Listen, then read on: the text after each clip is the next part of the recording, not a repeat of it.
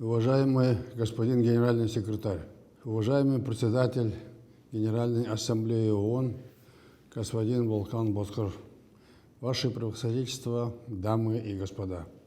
Прежде всего, хотел бы поблагодарить организаторов за возможность обратиться к участникам данного мероприятия, посвященного Международному дню действий против ядерных испытаний. Особую признательность выражаю моему хорошему другу, главе Организации Объединенных Наций, господину Антонио Гутерришу, который многие годы последовательно поддерживает все усилия, направленные на обеспечение мира и безопасности на нашей планете.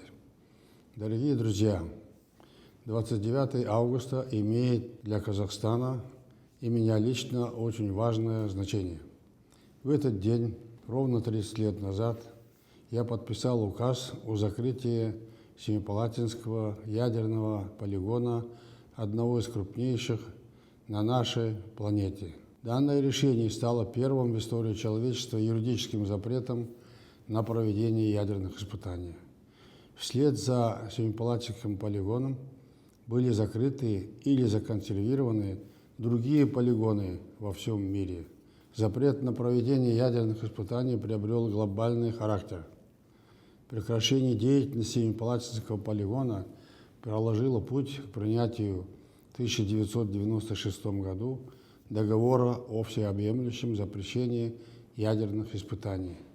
По предложению нашей страны Генеральная Ассамблея ООН объявила 29 августа Международным днем действий против ядерных испытаний. Уважаемые дамы и господа, в первые годы независимости Казахстан сделал и другой исторический выбор. Мы добровольно отказались от четвертого по мощности на планете ядерно-ракетного потенциала. В последующие годы наша страна стала участником всех базовых международных договоров в сфере ядерного разоружения и нераспространения, а также мирного использования атомной энергии. В частности, Казахстан присоединился к договору о всеобъемлющем запрещении ядерных испытаний, договору о нераспространении ядерного оружия и договору о запрещении ядерного оружия. А в 2017 году в Казахстане введен в действие банк низкоогащенного урана МАГАТЭ. Его работа позволяет заинтересованным государствам под зонтиком агентства обеспечить свое законное право на развитие мирного атома. Наши совместные усилия со странами по региону привели к созданию в Центральной Азии зоны, свободной от ядерного оружия. В целях признания и поощрения заслуг единомышленников мною учреждена Международная премия за мир без ядерного оружия и глобальную безопасность. В свою очередь горжусь тем, что в организации договора о всеобъемлющем запрещении ядерных испытаний я был удостоен звания чемпиона за мир, свободный от ядерных испытаний. В целом, за истекшие годы казахстанской дипломатии проделан колоссальный объем работы по продвижению антиядерной тематики на международной арене. Наша страна имеет свое особое место в авангарде движения за мир без ядерного оружия.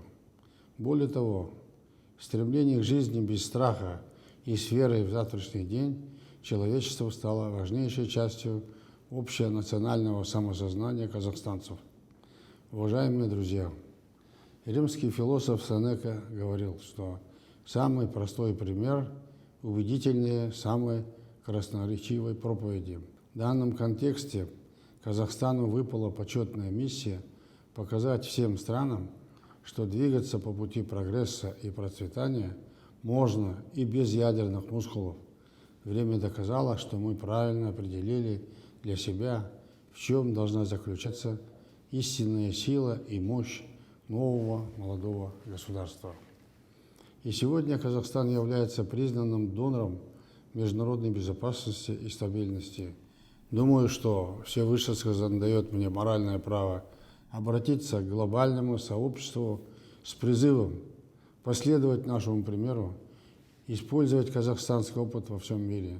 Пандемия COVID-19 дала нам новый повод понять, насколько хрупким организм является наша планета. Земля – наш общий дом, который мы должны ценить и беречь. Вступление в силу договора о запрещении ядерного оружия и продление российско-американского договора о мерах по дальнейшему сокращению ограничению стратегических наступательных вооружений в текущем году, конечно же, дают нам повод для определенного оптимизма. Вместе с тем, мы с вами хорошо понимаем, что пока в мире есть место ядерному оружию, никакой абсолютной гарантии его неприменения просто не существует. В этой связи я признателен государствам-членам ООН за принятие резолюции о поддержке инициированной мною Всеобщей декларации о построении мира, свободного от ядерного оружия. Несмотря на очень сложную ситуацию на международной арене, о чем всем нам хорошо известно, подтверждаю свою уверенность в том, что мы вместе можем добиться данной цели к столетию Организации Объединенных Наций 2045 году.